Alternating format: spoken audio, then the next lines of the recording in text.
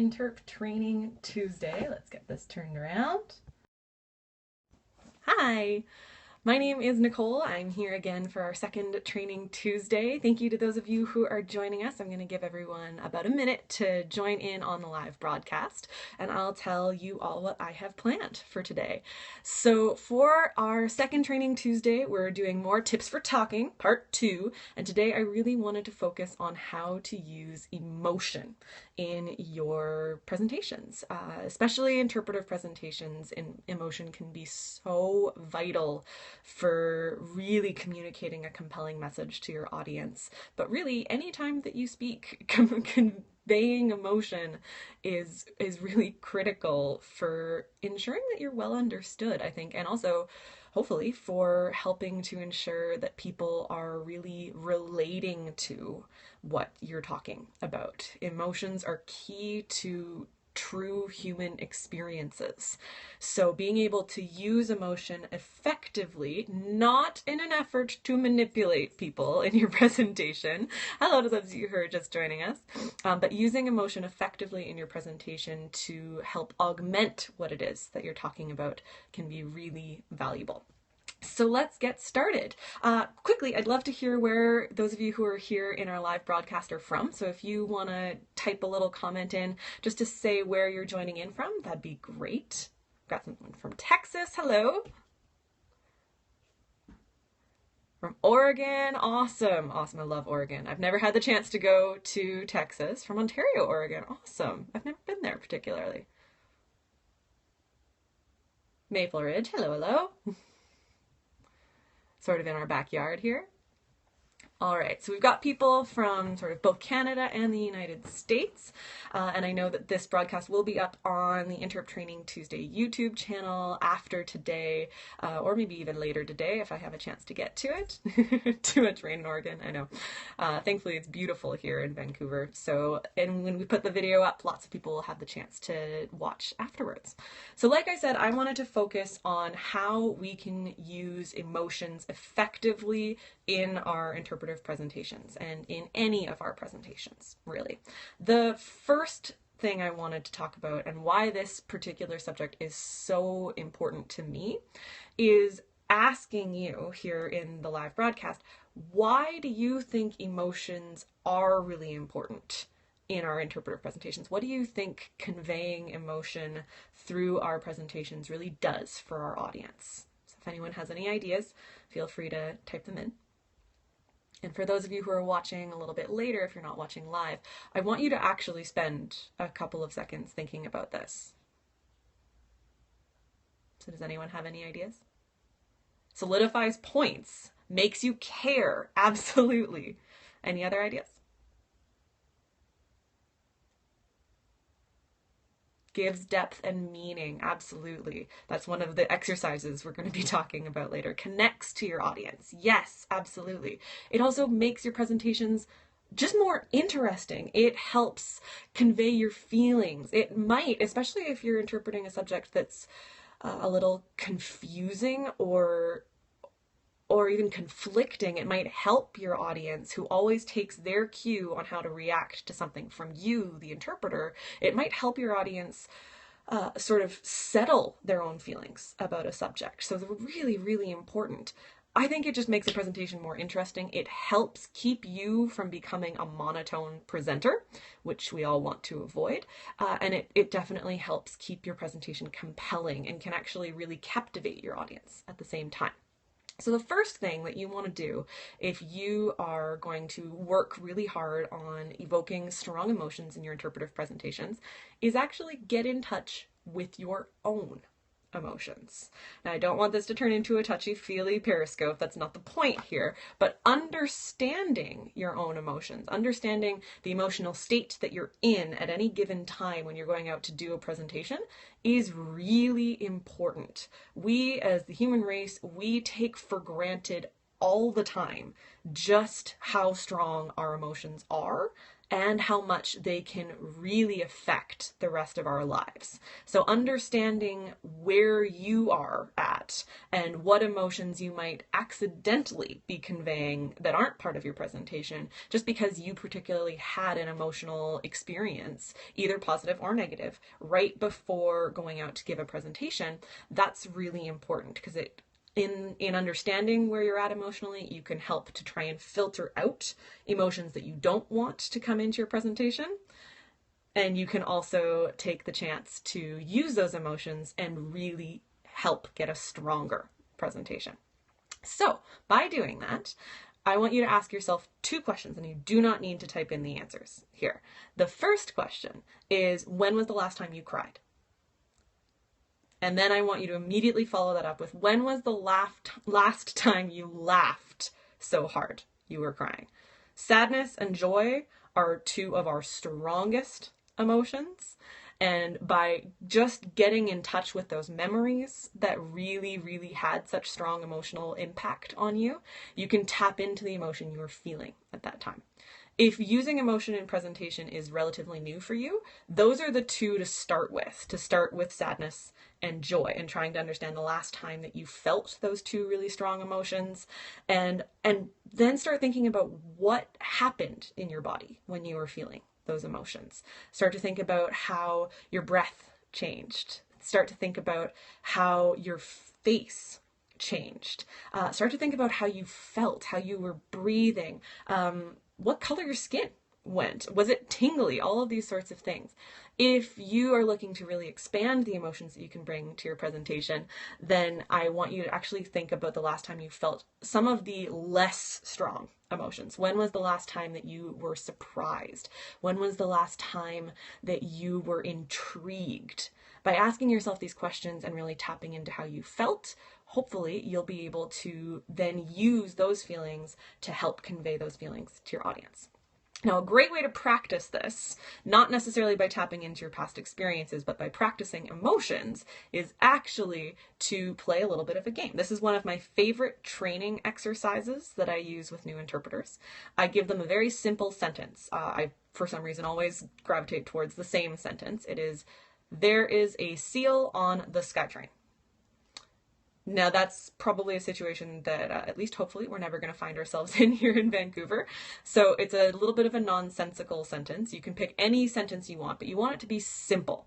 So there's a seal on the SkyTrain is the one that I always use. And what I do is I ask the students in my classes or my new interpretive staff to actually write down different emotions on business cards. I collect all of those business cards and then re-hand them out so you're not getting the same one.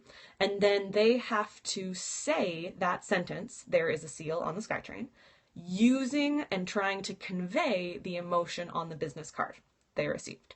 Now, I can't virtually hand you a business card right now. So instead, what I'm going to ask you to do is say the sentence, there's a seal on the SkyTrain, as if you're really angry.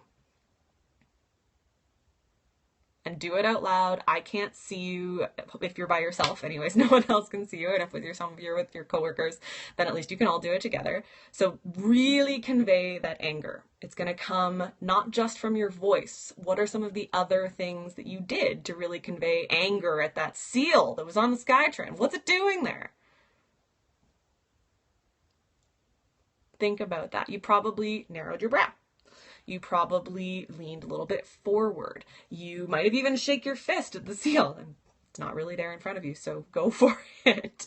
Now I want you to try and say that sentence, there's a seal on the SkyTrain, as if you are overjoyed. Throw your hands up. Yes, that's another thing, the frustration when you're just like, what is it doing here?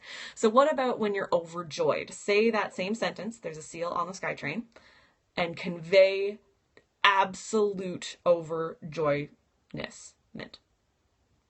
You're overjoyed. What are some of the things that you noticed happening with your body and with your voice when you were trying to convey that joy? And you can definitely type it in the comments there. You jumped out of your chair. I love it. Absolutely. What else did people do? Bounced around a lot. Absolutely. All right, Now, the last one I want to try, because I don't want to spend too much time on this, and this is an exercise you can always pick up afterwards, is say that sentence again. There's a seal on the SkyTrain, but this time say it as if you are frightened. I like that someone said that when we were doing the overjoy, their next door neighbor's dog barked. That's definitely joy right there. So what about when you're frightened? What happens to your voice specifically when you say there's a seal on the SkyTrain and you're frightened? Any ideas or any comments? Tap the screen if your voice got quieter. Definitely smaller voice. Absolutely. You physically pulled back. You're retreating into yourself. These are all natural ways of protecting yourself, right? And if you're frightened, you're going to try and protect yourself. So those are three basic emotions, but you had very physical differences and changes in your body and your voice that came about when you were trying to convey them. A really great way to do this exercise is either grab a friend or a coworker and do it with them and try and guess which emotion they're trying to convey, and then analyze it, what you were doing and what they were doing to really convey those different emotions. Or you can also do it by yourself, but videotape yourself. I know I said this last week and it's really scary to a lot of people, but you can seriously never find a greater tool for self-assessment than videotaping yourself. It is awkward, especially when you're doing it at first. Hello from Russia. Wow, you're joining all the way from there. That's great. When you videotape yourself, you definitely get a non-filtered view of how you are presenting and what emotions you're trying to convey. So once you've had some practice conveying different emotions and you're actually thinking about what emotions you want to convey with a specific interpretive presentation, the next step is to really dig down deep into the topic that you're interpreting, the script or outline if you have one for your interpretive presentation, and actually analyze it.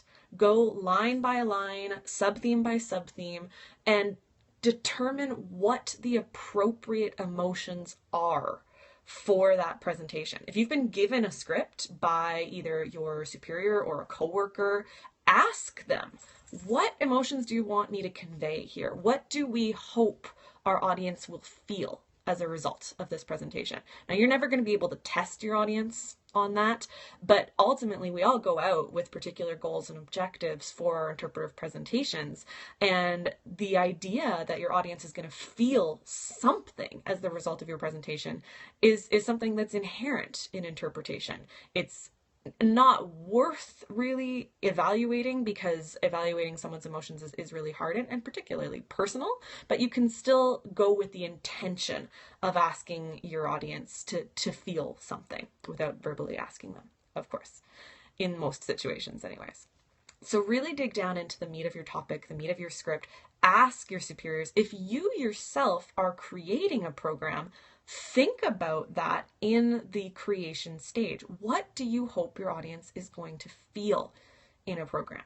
I'll give you an example specifically from one of the programs that I wrote at the Vancouver Aquarium. We have two absolutely amazing rescued harbor porpoises at the aquarium who were both found at different times in very different places, but when they were both about 4 to 6 weeks old.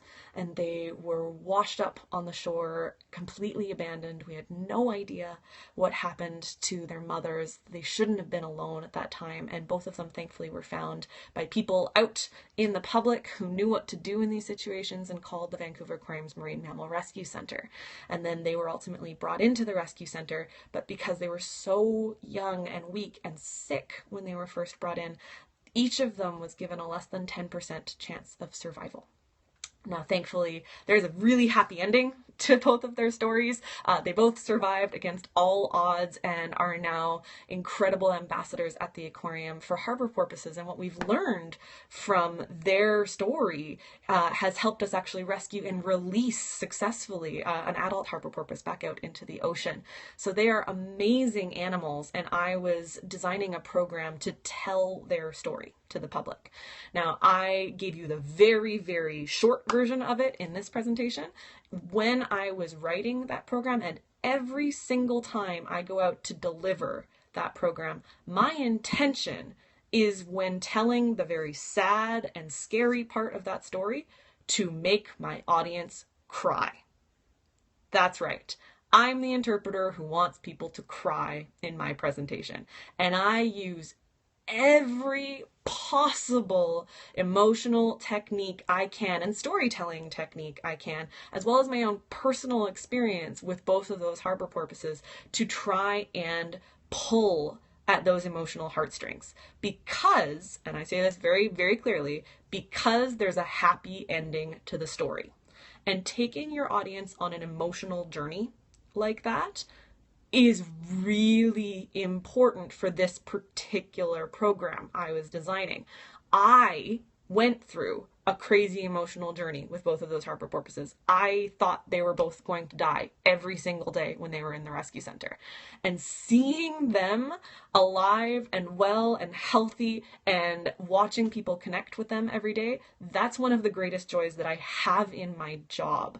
So if I can help my audience tap into even a small amount of what we all felt, the people who had that personal connection with both of those harbor porpoises through their journey, and then the joy that we feel every day we get to come out and see them, not only will it help my audience have a better understanding of the impact these animals have on everyone's lives and on the research they're involved in, but it will also help my audience connect more strongly with those animals. So I did that intentionally. I took my audience when I was writing that program and when I delivered it on an emotional journey. For each of you in your interpretive presentations and the topics that you're selecting, you're going to have different emotions that you really want to convey. And there's no right or wrong emotions. It's up to you to determine what those are, potentially with involving your supervisors or anyone else who sort of needs to have some sort of say in it. But ultimately, you get to make the choice about what emotions you want to convey. So I just urge you to really think critically if you're designing a program, what emotions you want to convey, and if you are delivering a program that you weren't involved in the development of, ask the people who were, if you can, if they're still there, ask them what emotions you want to convey. And then the final piece of advice I have for you when it comes to really involving emotions in your presentations is understand your own emotion about the subject. If you've been asked to convey a feeling of deep care and respect and passion for a subject that you could care less about, you need to do some work on that. If you've been asked to convey the emotion of sort of nonchalance, everything's fine, and you're really stressed or excited about a situation, that's a disconnect. There's dissonance there. And the audience will be able to feel it unless you really get control of your emotions. And that comes from practice. So again, understand and get in touch with your own emotions. Practice conveying different emotions. Learn the emotions that you're really being asked to convey in a particular interpretive program. And finally, check yourself before going out to actually deliver that program. Check your emotional state and check the emotions you have on that subject and whether you really can find that good pairing there. That brings me to the end of today's Interp Training Tuesday. I hope that you found the advice on adding some emotion into your interpretation helpful and valuable. If you have any suggestions on how you can practice emotions or add them into your interpretive programs efficiently and effectively, then I'd love to hear them. You can message me, or if you'd like to share them with the rest of our interpretive colleagues, this will be up on the Interp Training Tuesday YouTube channel later today. Love to have your feedback there in the comments section. If you're watching this on YouTube, please feel free to comment below with any exercises or advice that you have on adding emotions into your interpretive programs. Thanks very much, everyone, for joining me here in the live chat. We will be back next week with a new special guest speaker. I'm super excited to have Brian Anderson from Science World joining us next week for Interp Training Tuesday, and I'll be sharing more information about that later on today. Thanks very much, and have a great day.